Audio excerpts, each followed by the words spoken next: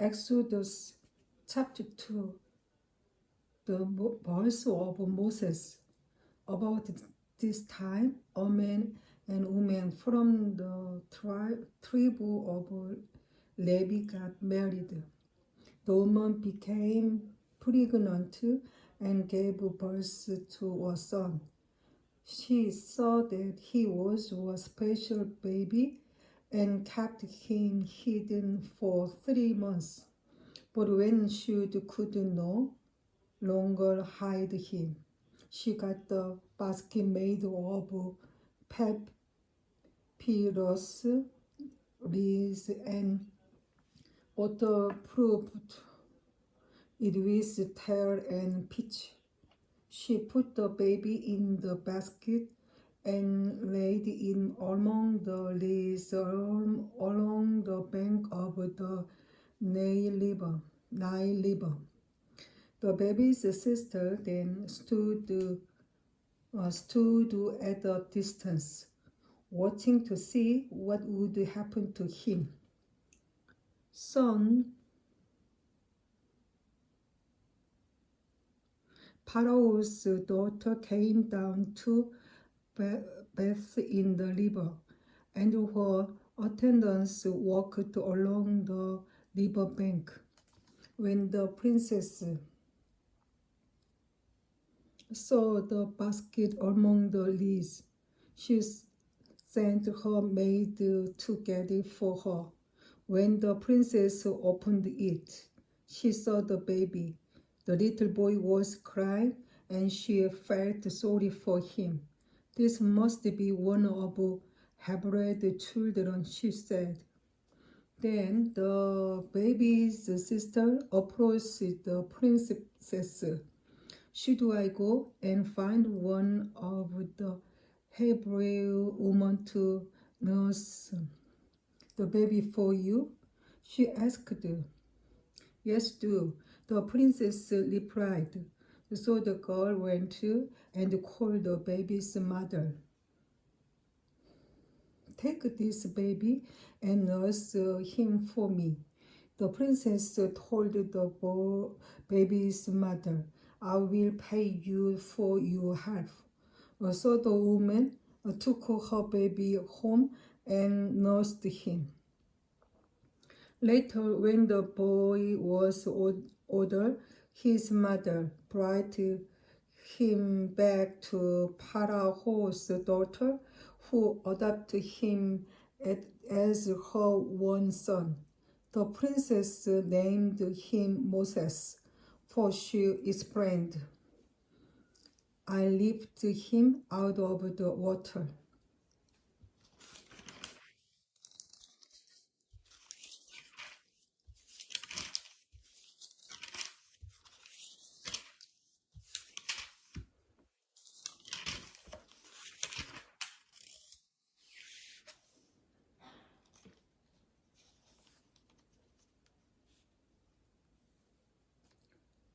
Exodus chapter 14, 17. Israel's wilderness detour. When Pharaoh finally let the people go, God did not lead them along the main road that runs through Philistine territory, even though that was the shortest route to the promised land. God said, if the people are passed with a battle, they might change their minds and return to Egypt. So God led them in a roundabout way through the wilderness toward the Red Sea. Thus the Israelites left Egypt like one army ready for battle. Moses took the bones of Joseph with him, for Joseph had made the sons of Israel swear to do this. He said, God will certainly come to help you. When he does, you must take my bones with you from this place. the Israelites left Sukkot and came to Eden on the edge of the wilderness. The Lord went ahead of them. He guided them during the day with a pillar of cloud, and he provided left, right, and night with a pillar of fire. This allowed them to travel by day or by night. And the Lord did not remove the pillar of cloud or pillar of fire from its place in front of the people. Chapter 14. Then the Lord gave these instructions to Moses. Order the Israelites to turn back and came by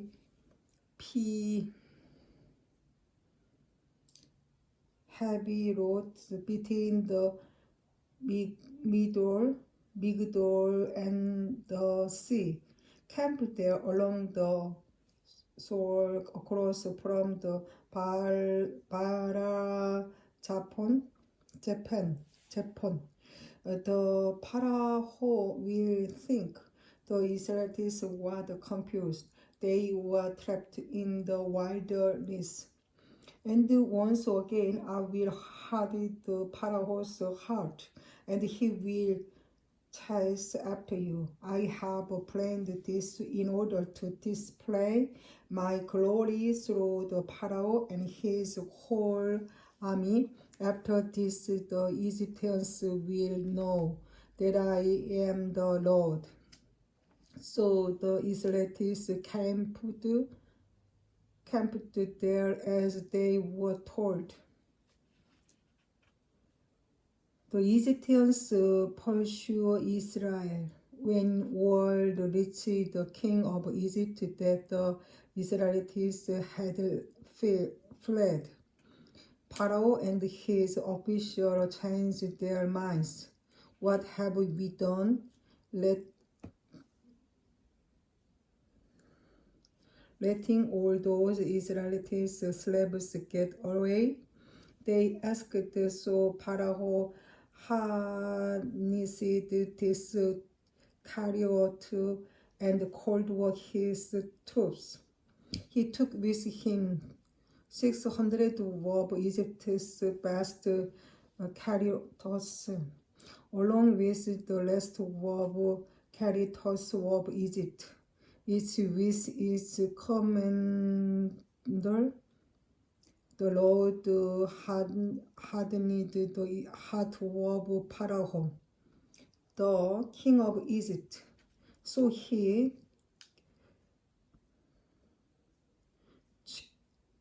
chased after the people of Israel, who had left with fists raised in defiance.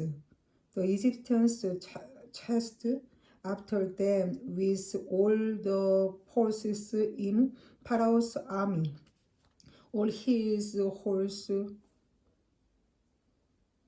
and chariots, his charioteers, and his troops. The Egyptians caught up with the people of Israel as they were camped beside the store near Pi Habilos, across from Japan. As Pharaoh approached, the people of Israel looked up and panicked when they saw the Egyptians overtaking them. They cried out to the Lord, and they said to Moses, "Why did you bring us out here to die in the wilderness? Weren't there enough graves for us in Egypt? What have you done to us? Why do you make us leave Egypt? Didn't we tell you this would happen while we were still in Egypt? We said, leave us all alone. Let us be slaves to the Egyptians. It's better to be a slave in Egypt than a corpse in the wilderness.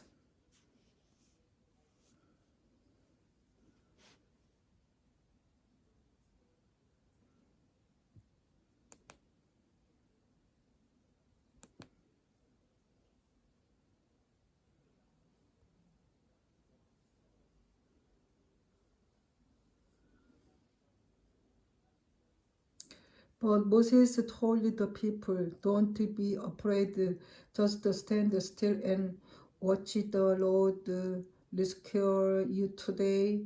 The Egyptians you see today will never be seen again. The Lord himself will fight for you. Just stay calm.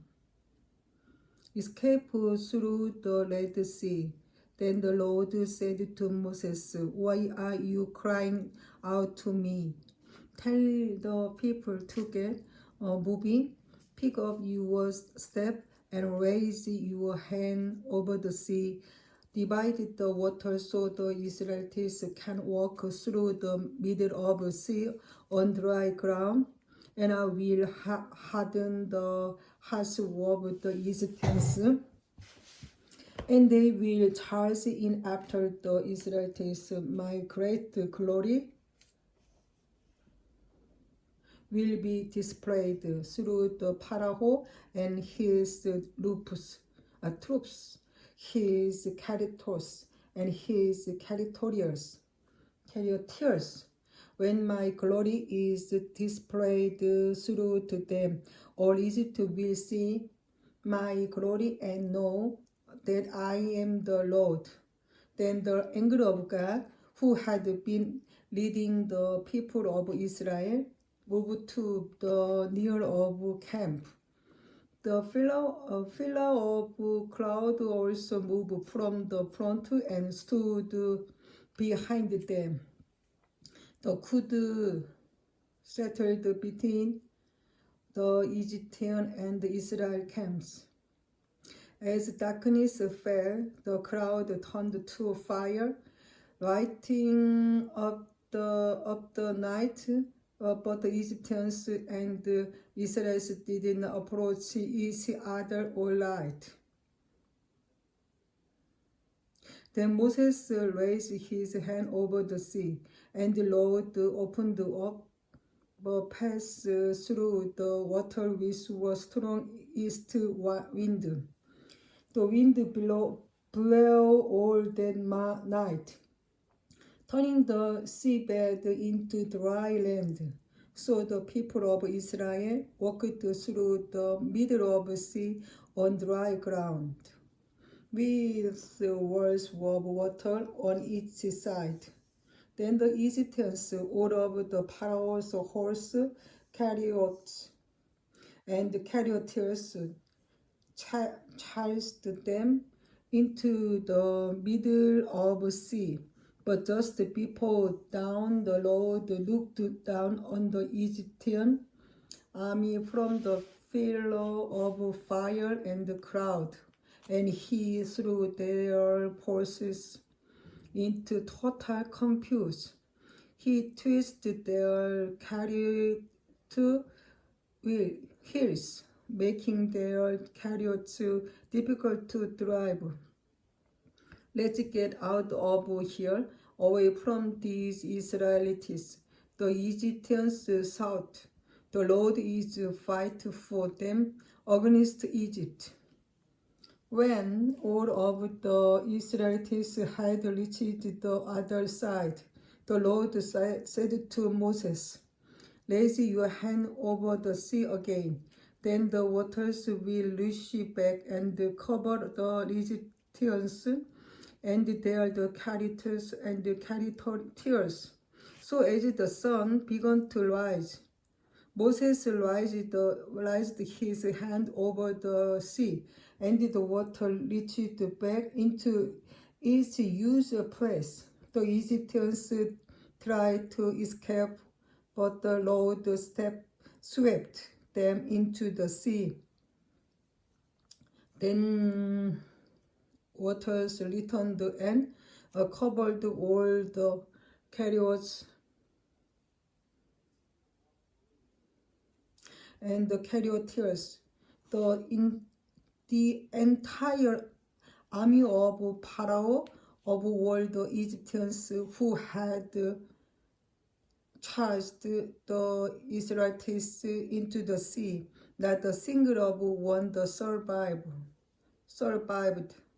But the people of Israel had walked through the middle of the sea on dry ground, as the water stood up like a wall on both sides. That is how the Lord rescued Israel from the hand of the Egyptians held dry. And the Israelites saw the bodies of the Egyptians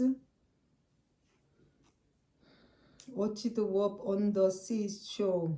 When the people of Israel saw the mighty power that the Lord had unleashed against the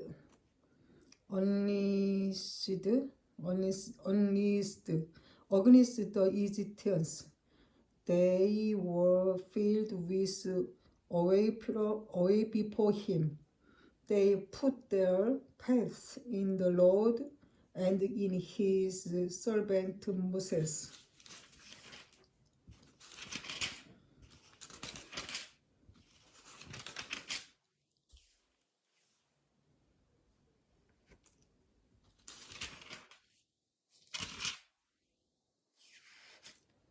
Exodus chapter 19,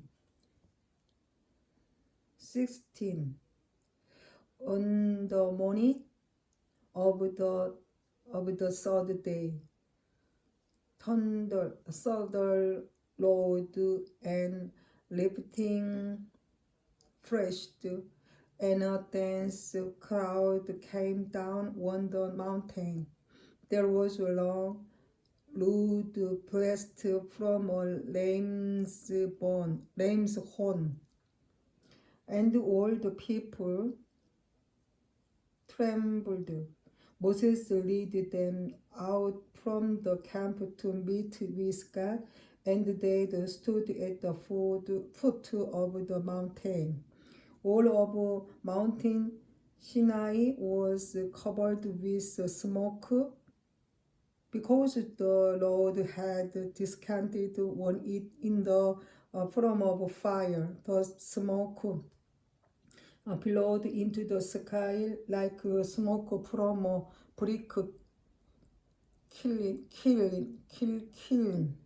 and the whole mountain shook violently as the blast of lamb's horn grew louder and louder.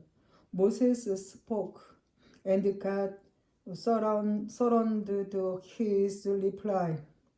The Lord came down on the top of Mount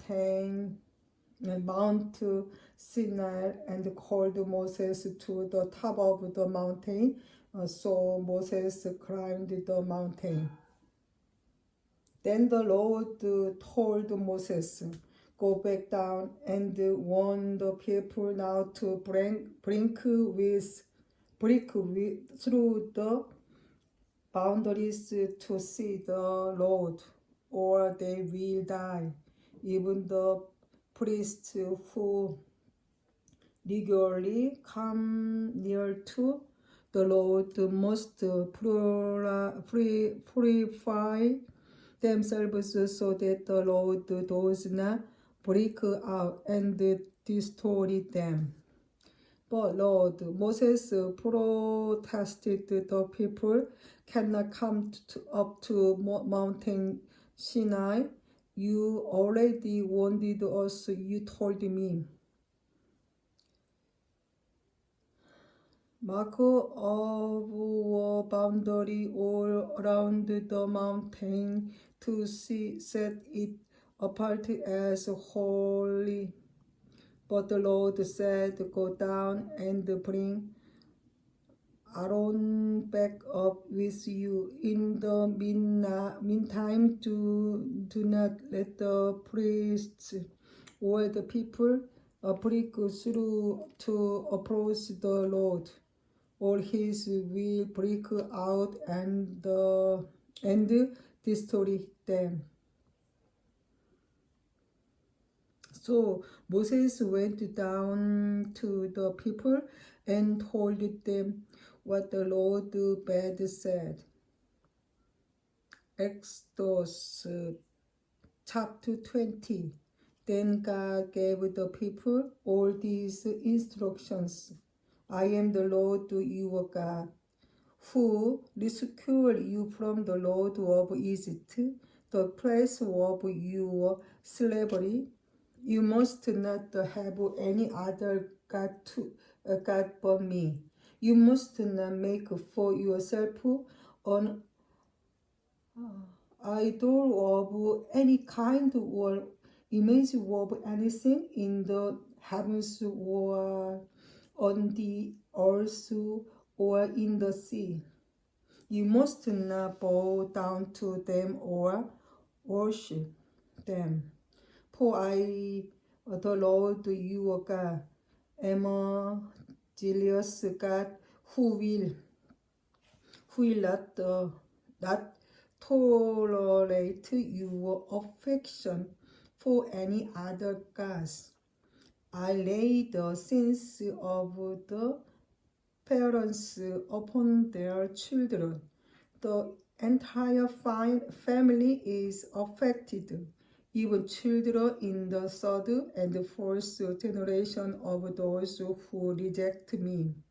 But I lavish unfailing love for a thousand generations on those who love me and obey my commands. You must not misuse the name of the Lord your God. The Lord will not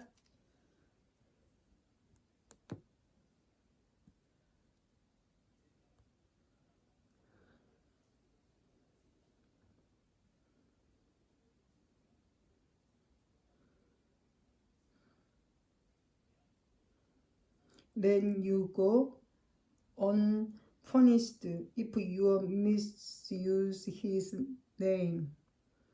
Remember to observe the Sabbath day by keeping it holy. You have 6 days each week for your own ordinary work, but the seventh day is your Sabbath day of rest dedicated to the Lord your God.